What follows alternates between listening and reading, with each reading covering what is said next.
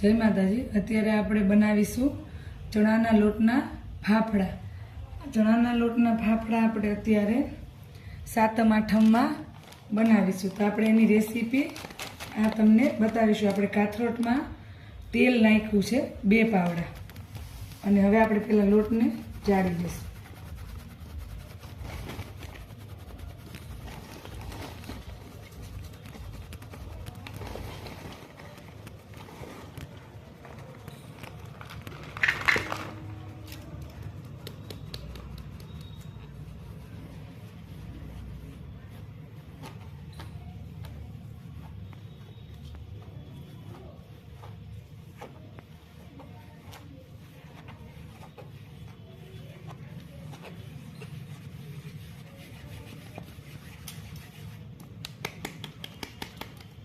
હવે આપણે લોટ ચડાઈ ગયો છે અને સ્વાદ અનુસાર આમાં મીઠું એડ કરીશું।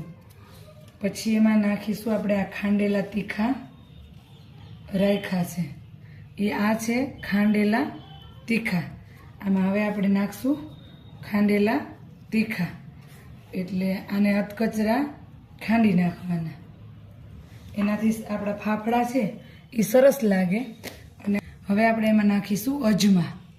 આ છે અજમા, અજમા નાખ્યા આખા। એ તમને જેટલા ફાવે એટલા નાખી શકો છો। હવે આપણે આનો લોટ બાંધી દઈએ।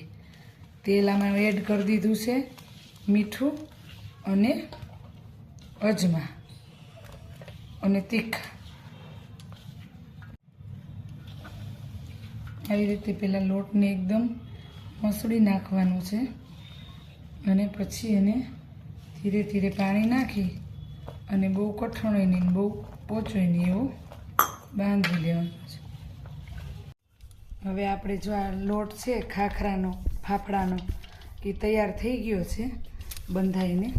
અને હવે આપણે આને 5 મિનિટ રાખી અને હમણાં આને વણીશું ફાફડા। આને આપણે હમણાં લુવા કરી અને સરસ મજામાં રાખી દઈશું। આ આપણો છે ફાફડાનો લોટ તૈયાર।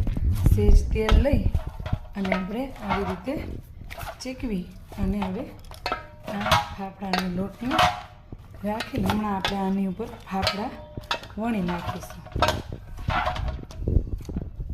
પહેલાં આપણે આવી રીતે આને પાટલી ઉપર લુવા કરવા માટે કરી લેશું। પછી એક છરીની મદદથી આવી રીતે નાના નાના આપણે જે સાઈઝના ખાખરા કરવા છે તેવી રીતે કાપી લઈશું।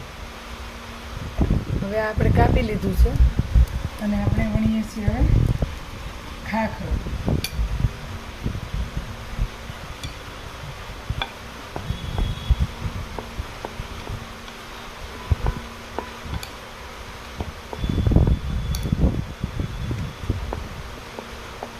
આ ફાફડા આપણે વણી લીધા છે।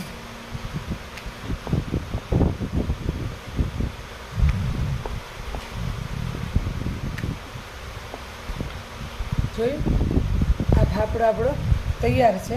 અને જો આપણે અહીંયા વણીને પણ બતાવ્યા છે। આ આપણા ફાફડા છે। હવે આપણે હમણાં તળેલા બતાવશું, રેડી થઈ જાય।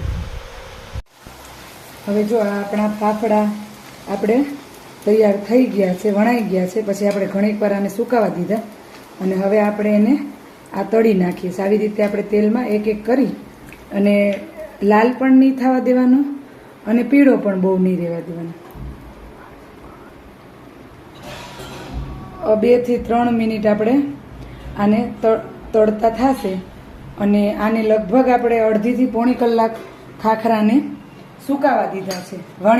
વણી નાખ્યા પછી આપણે અડધી કલાક ખાખરાને સૂકવવા માટે મૂક્યા હતા। હવે આપણા ખાખરા સુકાઈ ગયા છે ને અહીંયા આપણે ફટાફટ તળાઈ પણ રહ્યા છે। તો મારો વિડીયો તમને સારો લાગે તો લાઈક, શેર અને સબસ્ક્રાઈબ કરવાનું ભૂલતા નહીં। આ આપણા સરસ મજાના યમ્મી ચણાના લોટના ફાફડા તૈયાર છે. આવી રીતે આપણે આ શેપમાં નાના નાના ગોળ ગોળ વણી અને આને આવા યલો કલરના રહે એવા જ તળવાના, લાલ બહુ નહીં થવા દેવાના, એટલે સ્વાદમાં સરસ લાગે. આનો આપણે આખી રેસીપી તમને બતાવી છે. તો તમને આ વિડીયો સારો લાગે તો શેર કરવાનું, સબસ્ક્રાઈબ કરવાનું અને લાઈક કરવાનું ભૂલતા નહીં. જરૂરથી કરજો. Thank you. જય માતાજી.